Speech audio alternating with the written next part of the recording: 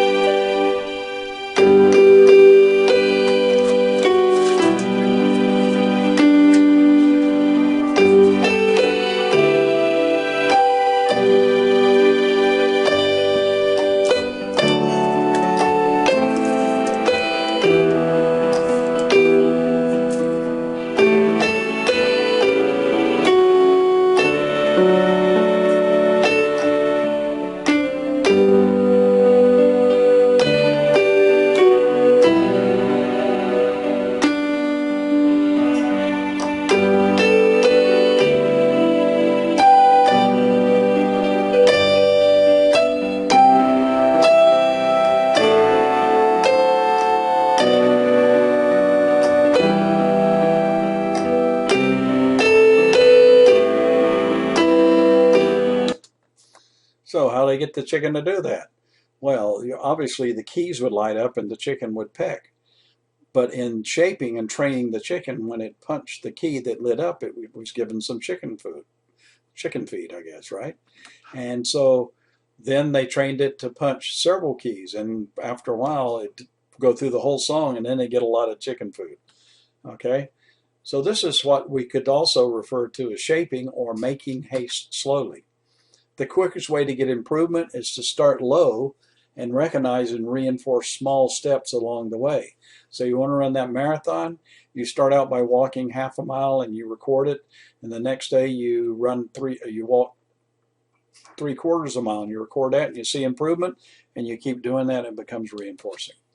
So you start your starting point low to avoid frustration and quitting, and if you reinforce improvement, guess what you'll get? More improvement.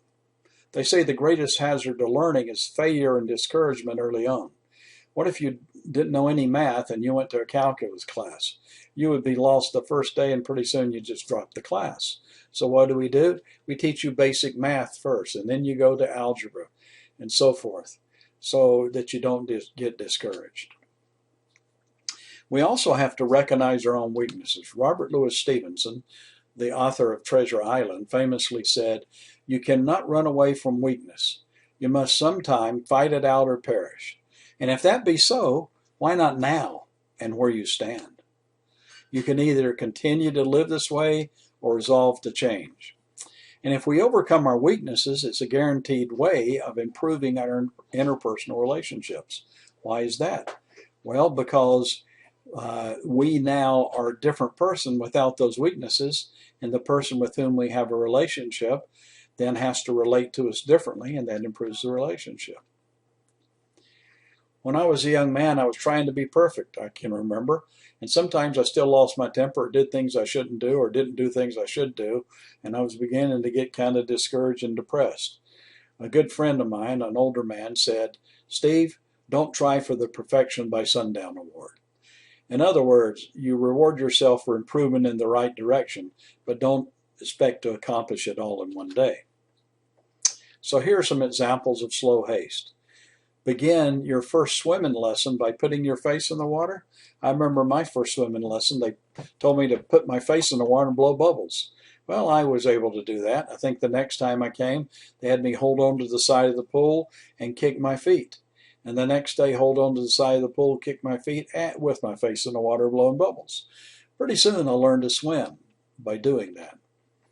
Teach a gymnast how to do gymnastics, like on the parallel bars, by using safety ropes and pulleys and a harness, so that if they miss, they don't fall down and get hurt. They build confidence, and pretty soon they're able to do those gymnastic tricks. Teach putting with 1 foot putt, and then move back further and further, and then you can make the long putts. I remember trying to teach young men how to play basketball on a church basketball team I was coaching, and they all wanted to make a long shot from the foul line or three-pointer, and they couldn't even get it up that far.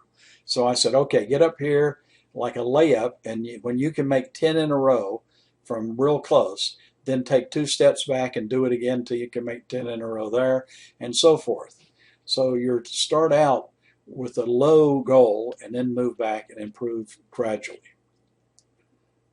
Can you make slow haste at work? Yes. If you want to be more assertive, start out with total strangers that you don't have to face again, and be more assertive. And that will help you to become more assertive at work. Or ask the production team to improve a tiny bit over yesterday's performance. Let's just produce 1 more unit than yesterday. Don't double production, just 1 more unit. The next day you come in and they did the 1 unit. We say, let's do another unit today. And you keep doing that, and pretty soon you've doubled production. Mark Twain famously said, "I can live for 2 months on a good compliment." I remember one time I wore a blue sweater to work, and a female colleague said, "Steve, that blue sweater looks great on you. It compliments your blue eyes." I don't have blue eyes, but I guess the sweater made me look like I had blue eyes. And she said it looked good on me. I think I wore that sweater for the next 2 weeks because I loved getting a compliment. Ralph Waldo Emerson said, "The creation of 1,000 forests is in 1 acorn." So we start low and we can build great things. So we're going to continue the journey. This is the end of this video, which is much shorter than the others. So make sure you have participated in the online discussion with answering the question and 2 other responses. Make sure you've done the homework assignment for this week and viewed all the videos, and then we can go on to Module 3 in the next video. Thank you for your attention.